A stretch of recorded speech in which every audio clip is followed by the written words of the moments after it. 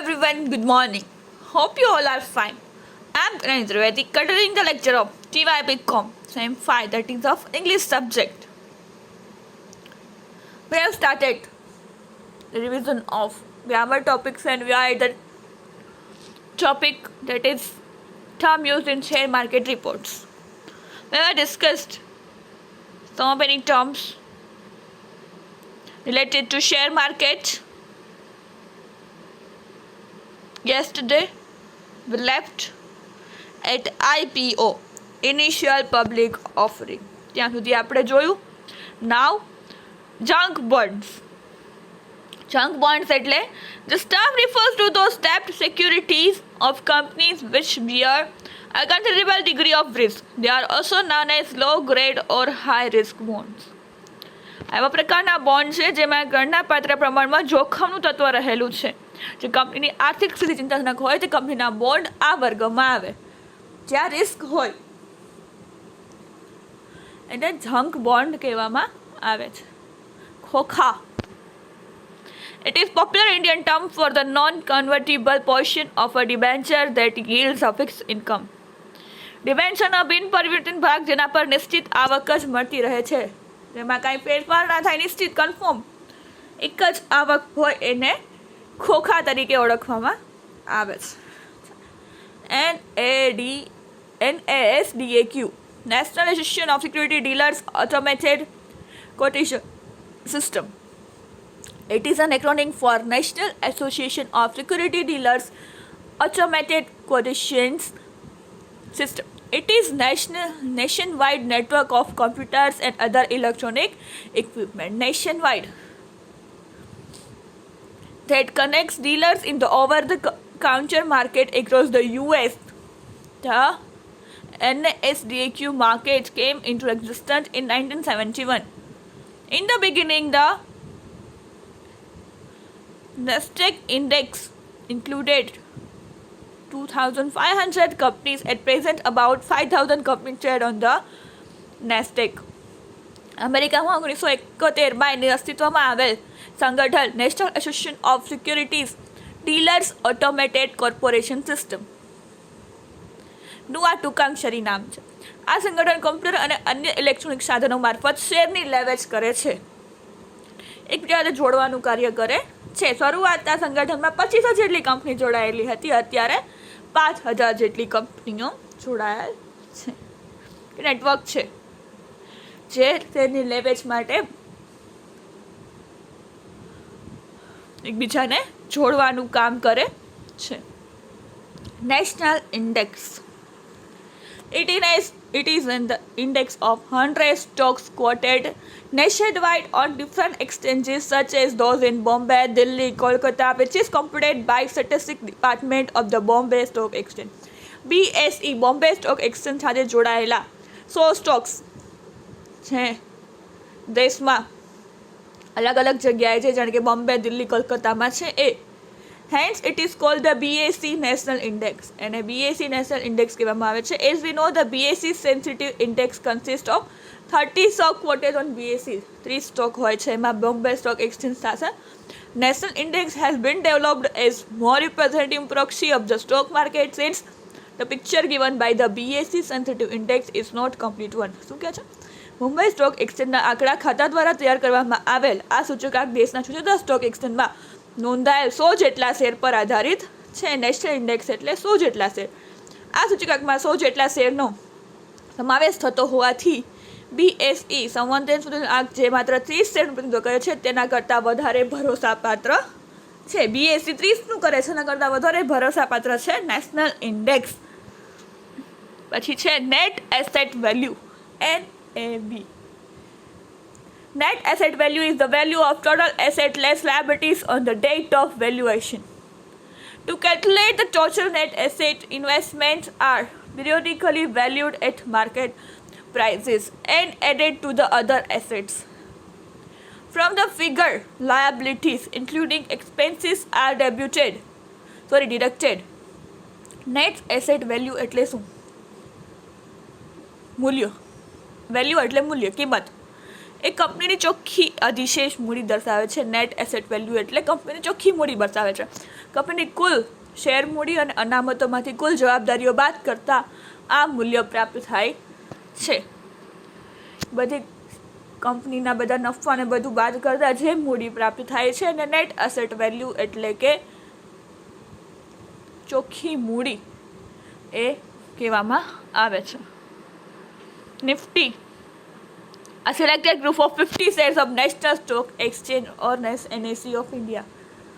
ભારતના stock exchange દ્વારા ઉપયોગમાં લેવાતા પસંદગીના 50 શેરો આધારિત સૂચકાંકને નિફ્ટી તરીકે ઓળખવામાં આવે છે. નેશનલ સ્ટોક એક્સચેન્જના 50 શેર એટલે નિફ્ટી અને 30 એટલે બોમ્બે સેન્સેક્સ.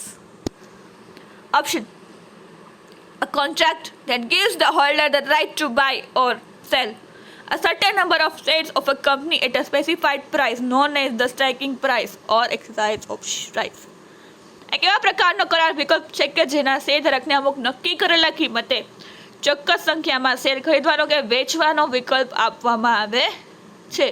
એક એવો કરાર છે, કોન્ટ્રાક્ટ છે કે જેમાં અમુક શેર જ ખરીદી અને વેચી શકાય એવા કરારને ઓપ્શન કહેવામાં આવે છે.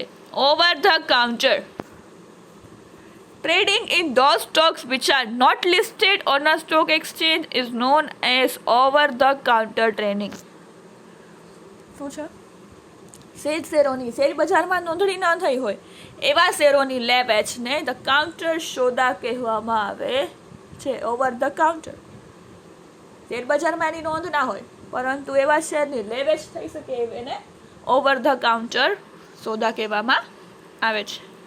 Over capitalization.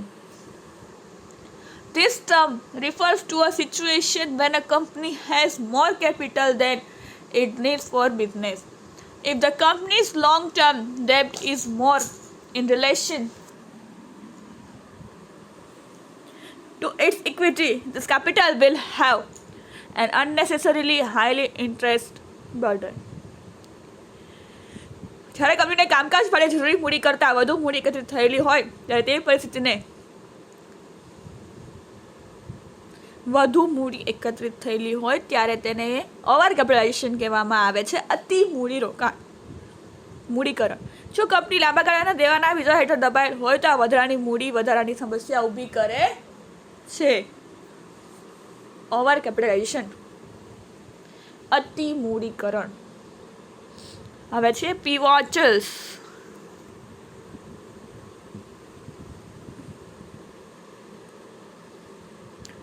Shares of some blue chip companies act as pivots on which market is balanced. એવા શેર બ્લુ ચીપના કંપનીના કે જેમાં માર્કેટનું બેલેન્સ હોય. If the turn bearish, the market follows. If the turn bullish, the market witnesses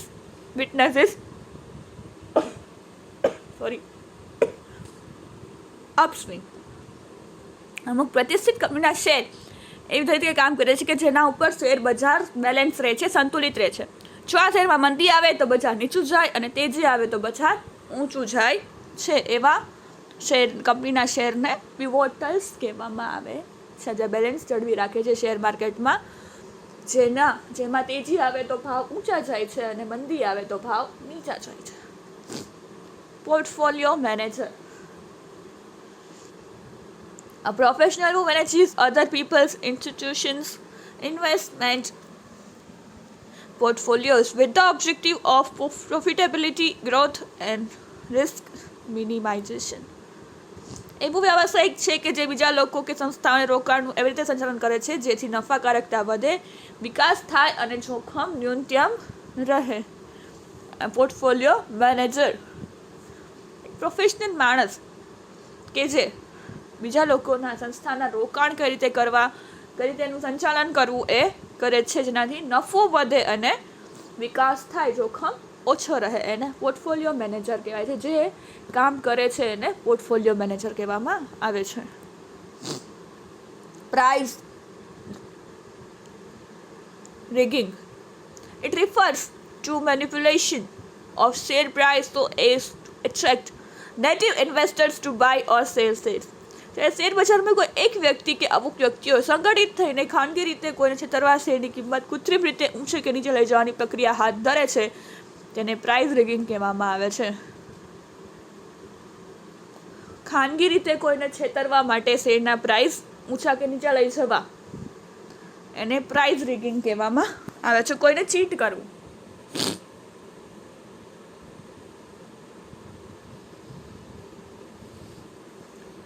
Red herring prospectus. It is document issued by a company that is going to sell shares for the first time, giving details of the company. It is also sent to people who might be interested in buying the shares. It aimed at giving clear picture regarding financial status, risk involved in business, legal suits, etc. એક એવો દસ્તાવેજ છે કે જે company નવો issue જાહેર કરતી વખતે રજૂ કરે છે. આ દસ્તાવેજમાં કંપની નાણાકીય સ્થિતિ, ધંધામાં રહેલ જોખમો, કાનૂની વિવાદો વગેરેની માહિતી સંભવિત રોકાણકારોના લાભાર્થે આપે છે. રેડ હેરિંગ પ્રોસ્પેક્ટસ એટલે શું? એક એવો દસ્તાવેજ કે જે કંપની નવો ઇસ્યુ જાહેર કરતી વખતે રજૂ કરે છે. આ દસ્તાવેજમાં કંપની નાણાકીય સ્થિતિ, ધંધામાં રહેલ જોખમો બધું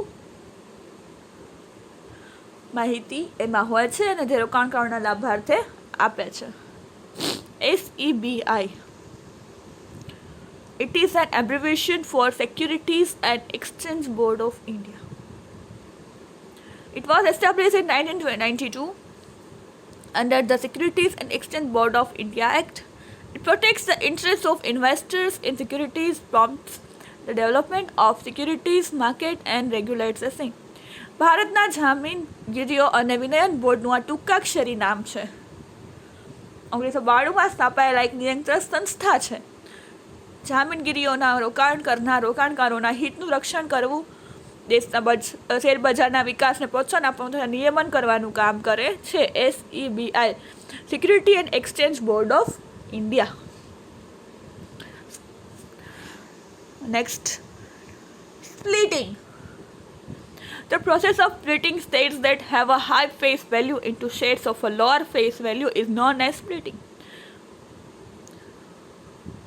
ઊંચી મુદ્રિત ધરાવતા શેરને ઊંચું મુદ્રિત મૂલ્ય ધરાવતા શેરને ઓછી કિંમતના મુદ્રિત મૂલ્યમાં ફેરવવાની પ્રક્રિયાને સ્પ્લિટિંગ એટલે વિભાજન કહેવામાં આવે છે. Spot trading. Trading by delivery of shares and payment for the same on the date of purchase or on the next day. શેરનું વેચાણ કરવામાં આવે તે જ દિવસે શેરની સોંપણી કરવામાં આવે અને તે જ ના મૂલ્યની ચૂકવણી તરત જ અથવા બીજા દિવસે કરવામાં આવે. આ પ્રકારના વ્યવહારને સ્પોટ ટ્રેડિંગ કહેવામાં આવે છે. ઓન ધ સ્પોટ, તાત્કાલિક,